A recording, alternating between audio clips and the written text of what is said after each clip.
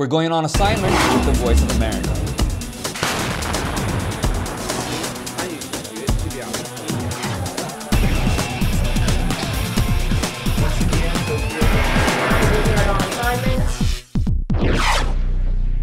Hello and welcome to On Assignment and our final episode of 2013. I'm Alex Villarreal, here as usual with my co-host Imran Siddiqui. Thank you so much, Alex. Starting the show, a look back at a year in East Africa as covered by our Nairobi correspondent Gabe Joslow. A small hospice in Pakistan led by Irish nuns has cared for mainly Muslim patients for 50 years, but is now being forced to close. We'll have the story. Later, the ghosts of war seeking the departed of long ago. We'll explain. And it's lights, camera, music. We go backstage at a live VOA music show. On Assignment is next. Let's raise the curtain.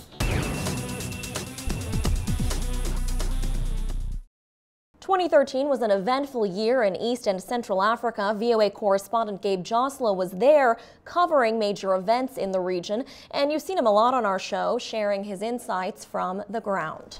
From renewed fighting in Sudan's Darfur region and the Central African Republic and the deadly mall shooting in Nairobi, Gabe has been a reporter on the move.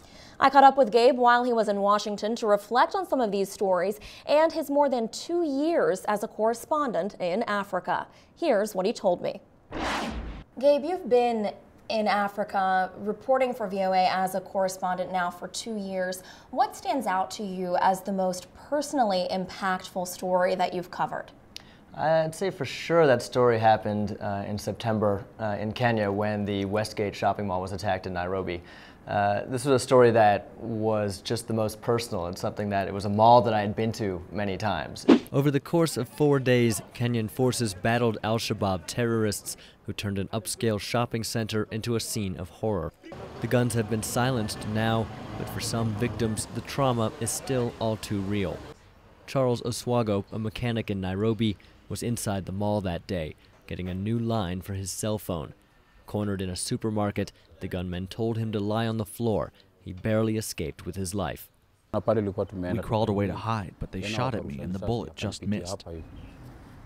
Oswago says since his experience, he has not been the same. From that time, I have been traumatized, living in fear, and I don't understand why, but I have no option but to come to work. It was an attack that people knew was coming in a way because we had had security warnings. The group responsible, al-Shabaab, had specifically threatened that they would attack Nairobi for a variety of reasons, and that mall was on the top of the list. But we spent just days and days outside this mall imagining what sort of atrocities could have been taking place inside. And knowing that mall, and knowing the scene, and knowing the people involved in some cases, knowing friends of friends who were inside there. And so that one was just personally difficult to cover. It was also difficult from a reporting standpoint in that we weren't getting a lot of information. So for a variety of reasons, really frustrating, really difficult, and something that took a long time to get over. I'm not sure if, if I really have gotten over it, or if a lot of the journalists working in Nairobi have, because it was quite traumatic and it sort of changes your feelings about the city. Your coverage has not just been limited, as you mentioned, to Nairobi, to Kenya.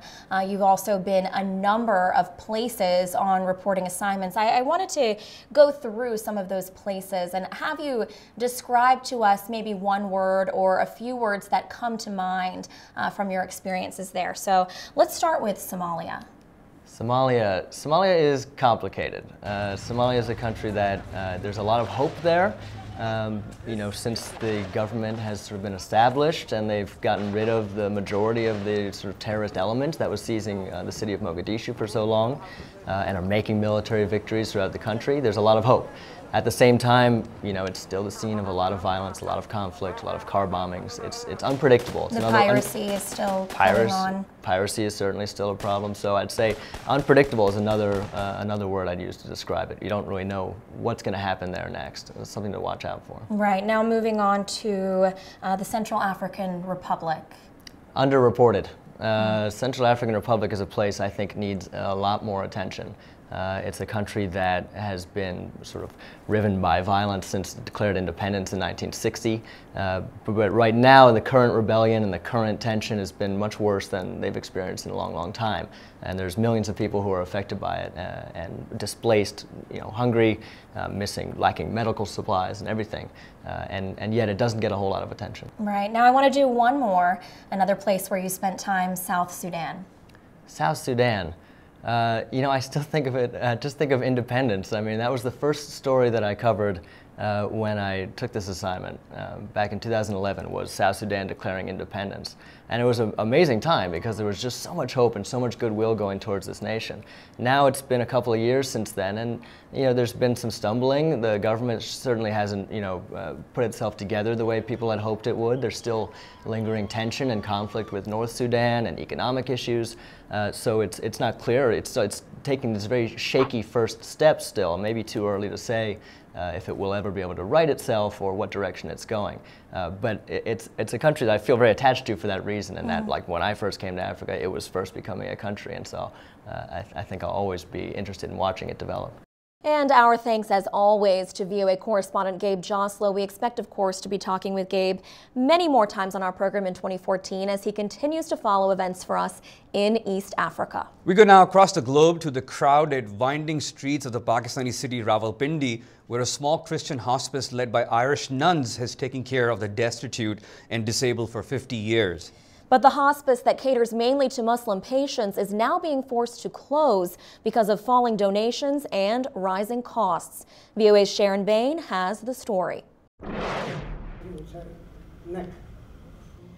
Aisha Gulrahman has cerebral palsy. At 12, she was hit by a bullet outside her home in Pakistan's poor northwest. This Christian hospice has been her home for 10 years. When I first came here, I couldn't do anything. Now I can eat by myself and I can write. Everybody here loves me and takes care of me. I wasn't looked after like this in my own home. Like Aisha, all 40 patients here are destitute. Some of the paraplegics and quadriplegics have been abandoned. Sister Margaret Walsh and a team of Pakistani and international volunteers have been trying to keep St. Joseph's running. But after 50 years, donations are drying up. And bookkeeper Naveed Indaryas says fuel, electricity, and medical costs are rising. Yes, according to our bank balances, we can survive only for the 5 months. Although it cares for people of all religions, many think that as a Christian institution, Christians should raise the money. But sectarian violence has pushed many of Pakistan's wealthier Christians to depart, leaving few donors. While there are many charitable organizations in Pakistan, St. Joseph's is unique, says Dr. Munawar Sher Khan, a Muslim who has been involved with the hospice for 40 years. There is no place, to the best of my knowledge, that helps the disabled, the chronically ill. They're rejected from other hospitals. They can't afford to go to hospitals. They can't afford expensive treatment. Abler patients are encouraged to stay active. Mohammed Sohail was a young man when he dove into a lake and cracked his head on a rock, paralyzing him from the neck down. I have no word to tell you, but these people, especially hospice, they know what to do with me. Dressings, food, and a lot of other things, especially needs for patients. They provide us, and slowly, starting that day, I moved my neck, my hand, my finger, and now I am like a big man. Unfortunately, such success stories could soon be a thing of the past, without donated funds to keep the doors open. Munawar still cannot believe it may come to pass. Why are we closing? Insufficient funds. People don't care anymore. I care. That's it. Sister Margaret Walsh says she will fight to keep the hospice open. Closing seems too painful an option. Sharon Bain, VOA News, Rawalpindi. And again, that was VOA Islamabad correspondent Sharon Bain. Sharon did a lot of important reporting for us in the past year, and we look forward to having her on again in 2014. When we come back, we go to a place that some people still think is haunted by the ghosts of war. You don't want to miss this. You're watching On Assignment.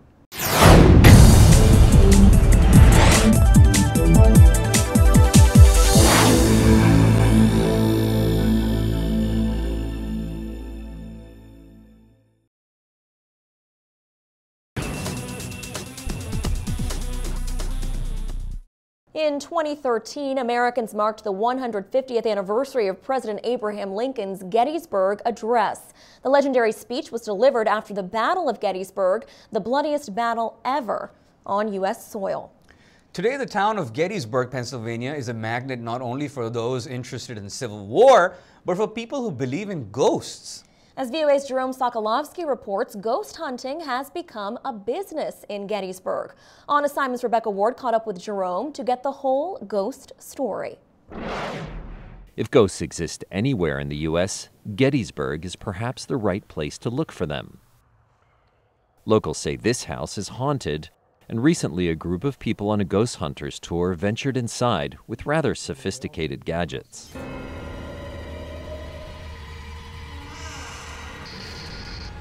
I did not see a ghost or feel the presence of a ghost. I tried. I went around with one of these little laser pointer matrix flashlights and didn't see any anywhere. But did anybody else on the tour or on any of the other visitors or even the guides say, oh, here's something?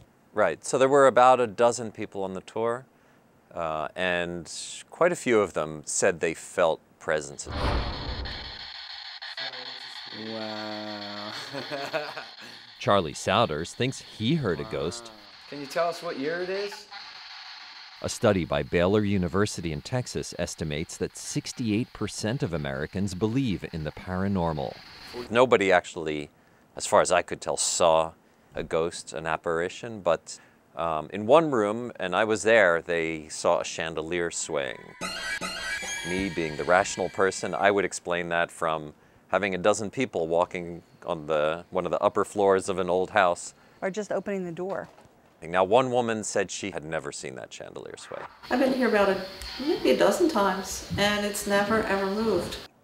Well, why don't you describe to us where you were and kind of take us on the tour, how it began, how it ended. Sure, the tour begins downtown. There's, I would call it a ghost tour row, where they have several businesses that offer these tours. This one was called an extreme ghost hunt, where they go with they have their paraphernalia, their equipment, and they go late at night up to midnight to several locations around Gettysburg. Obviously, it was a big battle. 7,000 people died. 11,000 missing, and tens of thousands wounded. So there are a lot of haunted places in the area. We went to a place called the Hoffman Mansion, which we were told was a casualty collection center, a place where they brought the wounded. They couldn't do much with them, so 80% of them died, and therefore that would be a place to look for ghosts. And of course, before they died, some pretty horrific medicine back in the Civil War era, sawing off legs without any anesthesia, and yeah, I can imagine if there are ghosts, they would be there. And for America as a country, that battle, it was the bloodiest battle on American soil. A lot of the bodies were lying out on the field for a long time. There were quick burials, so people weren't very deep in the ground, and bones would surface afterward for years afterward, apparently. So you must have met some interesting people on this tour. So we met a psychic medium who took us out to a field and was having elaborate conversations with people that she said she saw vividly out there. James and Bartholomew and Bill and all the rest of you, I understand there are about 14 of you, give or take a few. Author and psychic Lane Crosby claims she's talking with dead soldiers and says she doesn't need sophisticated equipment to do so. They're just like us. They just don't have bodies anymore.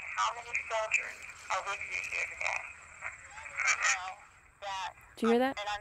So people are in a quest for a kind of certainty, and the more scientific or technological it seems, the better. What did the theologian tell you about the type of personalities? I know you kind of touched on it, but there's so many people that believe in ghosts or believe in the possibility of ghosts.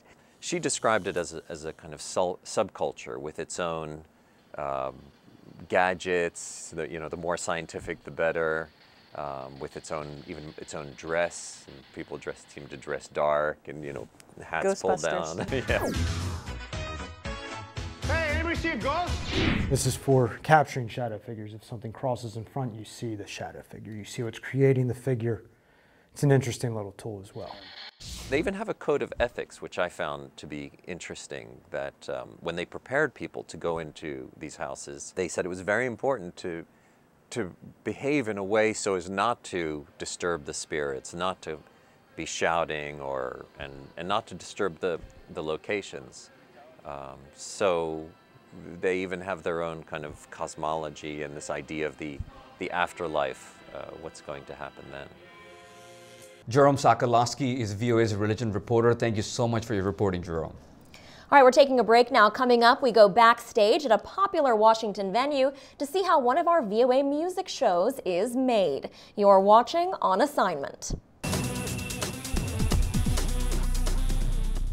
In 2013, VOA debuted a television program showcasing some of the best of American music. The show is called Hamilton Live, and it takes audiences inside a state-of-the-art Washington Music Club for intimate performances with musicians from every genre. VOA executive producer Jerry Brown launched Hamilton Live, and On Assignment's Lisa Vora went behind the scenes with Jerry to find out more about the show and how it's made.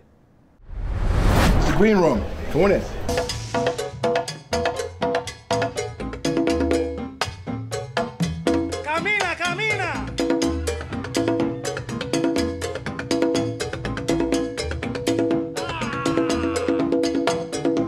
Hamilton Live is a live concert venue program that we do. We were looking for a venue that will allow us to showcase multi-genre music.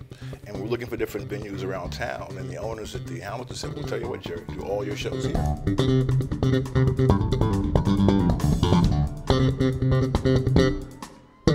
The Hamilton has a live audience. You have not only the performance in a state-of-the-art venue, but you have the energy and electricity of that live audience in the club, in the venue, and it really adds to the electricity, in the show. Great show tonight, Rebirth Brass Band out of New Orleans. It's a rocking show. You're going to enjoy that also.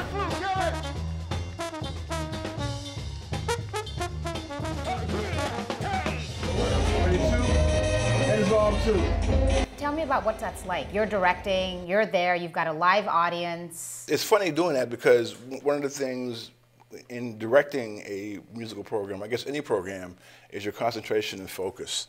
And when the music starts cranking up and the crowd is dancing and cheering, is sometimes a challenge to focus on the show because you want to start clapping your hands or get involved in the music and you realize, oh, I missed that shot. So it's a challenge focusing on it, but it's really, really fun because you feel part of it because when you show the program to the television audience, you're the eyes for them to catch the action, and the music and the flow of the show. Come on back, come on back, come on back, and woof there. One of the things I thought was really cool, I was with you that day, I saw you in action, I saw the show. The coolest thing is you guys have this thing almost like control room on the go. You take everything with you to Hamilton Live so that you can record this live to tape. How did that come about? It's a process that developed. It was your idea, right? Well, it was, but once the idea was launched, everyone had, creative input on it to make it happen. We have a small portable switcher, and our cameramen, our minicam crew, run lines. We try to be as unobvious to the audience who's paying for the tickets at the show.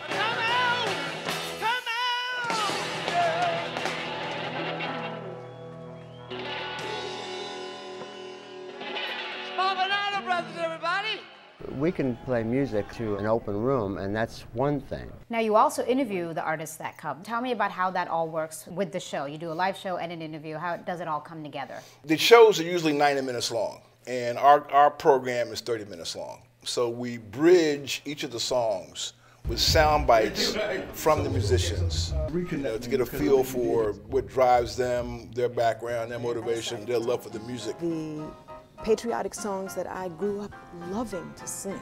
I ain't got no qualms about laying all my cards on the table. The most important thing that I want people to realize is that the Music Alley programs, the music that we do, is more than just an expression of our music. It's a reflection of world music. Regardless of where you are on this planet that we all share, if you listen closely enough, you're going to see yourself in American music. Definitely. Music definitely you connect with music. Brings That's one way to bring people together. together. Brings us all together. Absolutely right. All right. Well, Jerry, thank you so much for joining us because I know it was really hard to get you here. No, it was actually, you know, it was a pleasure being with you and appreciate it and look forward to doing more together. Cool. All right.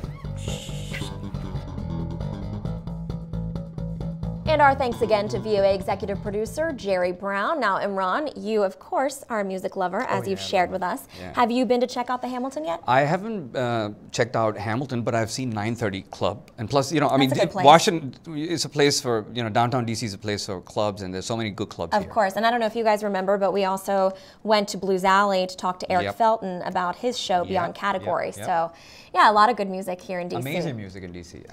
All right, well, it is summer now in half the world, but no matter what your thermometer shows, this next story is sure to keep you cool. For the Christmas holiday, a huge attraction at the Marriott Gaylord National Hotel near Washington is made entirely of ice. More than 900,000 kilograms of ice to be exact, and the artwork is done entirely by Chinese ice carvers. VOA's Carolyn Pursuti went to check it out. The tent is massive and noisy. The temperature is a brisk minus 12 degrees Celsius. Cold enough to preserve 6,000 blocks of ice. And perfect for chipping out a holiday display. The carvers are from China. We learned it since we were really young. Since age 9 for Xu Rei, he lives in Harbin, China, known as the ice capital of the world because of its annual festival. This is his 11th exhibit in the United States, and he says it's the best because of its height, nearly 7 meters tall. These ice architects follow blueprints.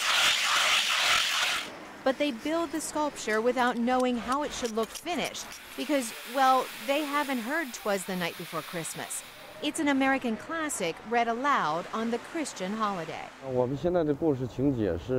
Now the story is, sorry, I can't recall. It's so cold in here, even a quarter sticks to the ice in seconds, with heat acting as the glue. For the carvers, water and shaved ice act as the glue between the blocks. When the chipping is over and the carvers finished, Xu Rei says they love to see visitors' faces. Whoa! In a mere month, the bare blocks become reindeer, plain slabs, and exquisite nativity, the religious centerpiece of Christmas. When you walk in here, you look around, it's like, it's eye-popping. The whole place is so beautiful. The car, now a New York City taxi, with real leather seats for a perfect photo. This slanted plank, now an ice slide, the highlight for children. The display, simply called Ice, is a Christmas gift for Washington, D.C., wrapped in 900,000 kilograms of ice from 34 expert carvers from China. Carolyn Pursuti, VOA News. Well, we've carved out all the time we have for you today, and as we say goodbye, we look forward to another fantastic year here at On Assignment in 2014. Check out all our past episodes anytime at voanews.com, Facebook, and YouTube. Here is to the new year. Goodbye for now. See you in 2014.